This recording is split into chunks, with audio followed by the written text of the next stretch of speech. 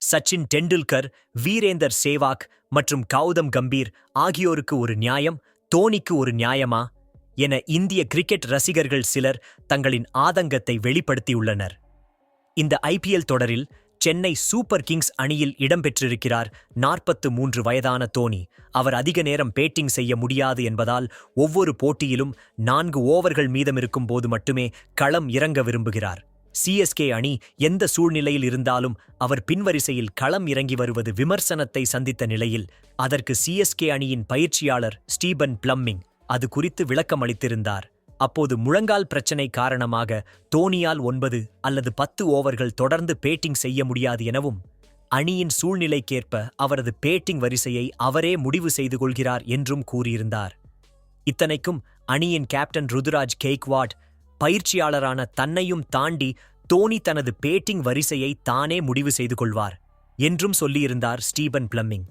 மேலும் தோனியின் உடல் தகுதி முன்பை விட ஓரளவு முன்னேறியிருந்தாலும் அவரால் நீண்ட நேரம் பேட்டிங் செய்ய முடியாது என்றும் சொல்லியிருந்தார். இந்த விளக்கம் இந்திய கிரிக்கெட் ரசிகர்கள் பலரையும் பொங்கி எழ வைத்துள்ளது.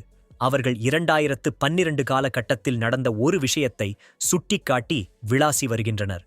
2011 உலகக் கோப்பைக்கு பிறகு சச்சின் டெண்டுல்கர், வீரேந்தர் சேவாக் மற்றும் கௌதம் கம்பீர் ஆகிய மூவரில் இருவருக்குத்தான் பிளேயிங் 11இல் இடமளிக்க முடியும். ஏனெனில் அவர்கள் மெதுவாக ஃபீல்டிங் செய்கிறார்கள்.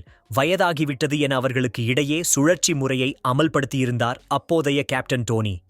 ஆஸ்திரேலியாவுக்கு சுற்றுப்பயணம் மேற்கொண்ட போது இந்த சர்ச்சுக்குரிய சம்பவம் நடந்தது. அதேபோல இப்போது 28 வயது கேப்டன் டோனி தற்போது சிஎஸ்கே அணியில் இருக்கும் 43 வயது தோனியை தனது அணியில் சேர்த்துக் கொள்வாரா? 43 வயது தோனியை பிளேயிங் 11இல் ஒரு இந்திய அணி கேப்டனாக தோனி அணியில் சேர்ப்பாரா என ரசிகர்கள் கேள்வி எழுப்புகின்றனர். அன்று சச்சின் டெண்டுல்கர், வீரேந்தர் சேவாக் போன்ற ஜாம்பவான் வீரர்களுக்கு ஒரு நியாயத்தை சொன்ன தோனி இன்று சிஎஸ்கேவில் தனது விருப்பப்படி முழு உடல் தகுதி இல்லாமல் விளையாடலாமா? அதனால் அணிக்கு பாதிப்பு ஏற்படுத்தலாமா என கேள்வி எழுப்பியுள்ளனர். மற்றொரு ரசிகரோ 90களிலிருந்து கிரிக்கெட் ரசிகராக இருக்கிறேன். 2011 ஆண்டு தோனி ஒருநாள் போட்டி உலகக் கோப்பை வென்று கொடுத்தது முதல் அவர் மீது மிகப்பெரிய மரியாதையை வைத்திருக்கிறேன். ஆனால் உங்களது அணி ஒரு ஓவருக்கு 14 ரன்கள் எடுக்க வேண்டும் என்ற நிலையில் அஸ்வினை பேட்டிங் செய்ய வைத்து முன்னே வராமல் நீங்கள் பின்னே வந்து பேட்டிங் செய்யும்போது எனக்கு என்ன தோன்றுகிறது என்றால், நீங்கள் உடனடியாக ஓய்வு பெறலாம், மற்றொருவருக்கு உங்களது இடத்தை அளிக்கலாம் என்று தோன்றியது என்று கூறியிருக்கிறார்.